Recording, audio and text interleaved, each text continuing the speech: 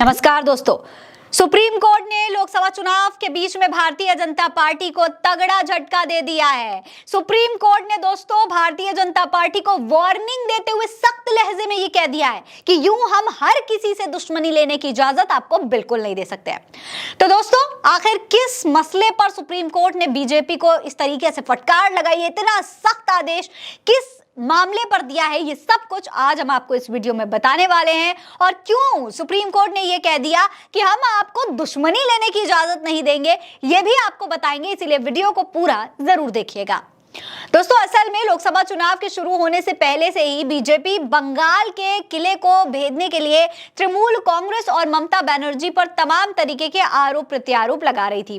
कभी महिलाओं के साथ अत्याचार का आरोप, तो कभी शिक्षा में घोटाले का आरोप। इन्हीं सबको लेकर बीजेपी चुनाव प्रचार में एक विज्ञापन के जरिए बंगाल को साधने की कोशिश कर रही थी, जिसको लेकर के मामला चुनाव आयोग तक पहुंच गया और आयोग ने भारतीय जनता पार्टी को नोटिस जारी करके कहा कि इस तरीके के विज्ञापन मीडिया में प्रकाशित नहीं किए जाने चाहिए। हालांकि इसके बाद दोस्तों क्या हुआ वो आपको जानना चाहिए। देखिए, मामला पहुंचा कलकत्ता हाई कोर्ट और सिंगल बेंच के सामने इस पर सुनवाई हुई, जहां कोर्ट ने इस पर 4 जून तक के लिए रोक लगा दी, जिसके बाद बीजेपी ने अपील दायर की, मगर हाई कोर्ट ने उसे खारिज कर दिया।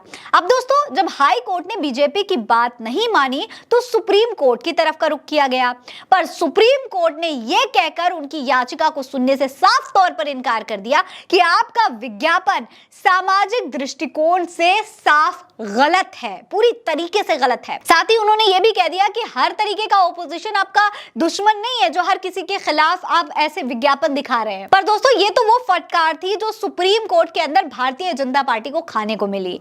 लेकिन अब कोर्ट के अंदर और क्या क्या हुआ आपको वो भी विस्तार से बता देते हैं। तो देखिए, सुप्रीम कोर्ट में बीजेपी की तरफ से उनके वरिष्ठ वकील पीएस पटवालिया अपनी बात रखने के लिए सामने आए, जहां उन्होंने कहा कि हमारे विज्ञापन तथ्यों यानी कि फैक्ट्स पर आधारित होते हैं। इस पर जस्टिस महेश्वरी ने कहा, महोदय कृपया आप अपनी याचिका में संबंधित पेज देखें। आप यहां मुद्दे को बढ़ा चढ़ाकर बता रहे हैं, हम आपके इस मुद्दे में हस्तक्षेप करने के इच्छुक नहीं हैं। दोस्तों जस्टिस महेश्वरी के इस बयान के बाद पटवालिया ने कहा कि हमारी तो बात ही नहीं सुनी गई, मेरी दलील सुन लीजिए। मगर इस पर जस्टिस विश्वनाथन ने कहा कि पहली नजर में ही आपका विज्ञापन अपमानजनक है, यानी कि बीजेपी को साफ कह दिया गया कि आप जो विज्ञापन बना रहे हैं वो अपमानजनक है, गलत है, ये विज्ञापन गलत। साथ ही दोस्तों कोर्ट ने बीजेपी को कड़ी फटकार लगाते हुए यह भी कह दिया कि हम समाज में और कटुता या कहें कि नफरत को बढ़ावा नहीं दे सकते हैं।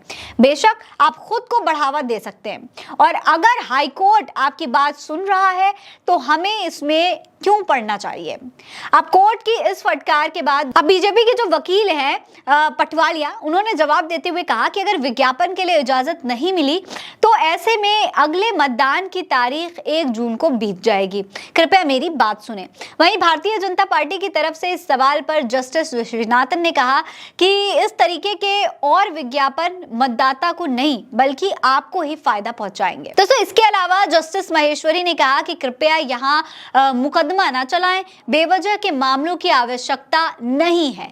मैं ये नहीं कह रहा कि चुनाव मत लड़ो, लेकिन इस तरीके के बयान मत दीजिए। दोस्तों अब कोर्ट की फटकार के बाद जब भारतीय जनता पार्टी को एहसास हो गया कि यहाँ पर उनकी दाल नहीं गलने वाली है, तब उन्होंने कहा कि हम क्षमा मांगते हैं, हम क्षमा मांगना चाहते हैं। भारतीय जनता पार्टी ने माफी मांग ली दोस्तों, और ये याचिका वापस लेने की बात भी कह दी, जिसके बाद कोर्ट ने भारतीय जनता पार्टी की याचिका वापस लेने वाली मांग को अनुमति भी दे दी। पर दोस्तों कोर्ट की इस फटकार के बाद बीजेपी जो नफरत के बीज बोकर बंगाल को जीतने की कोशिश कर रही थी वो धरा का धरा रह गया। और अब दोस्तों बंगाल की जो 42 सीटें हैं वो भारतीय जनता पार्टी के हाथों से दूर जाती हुई नजर आ रही हैं।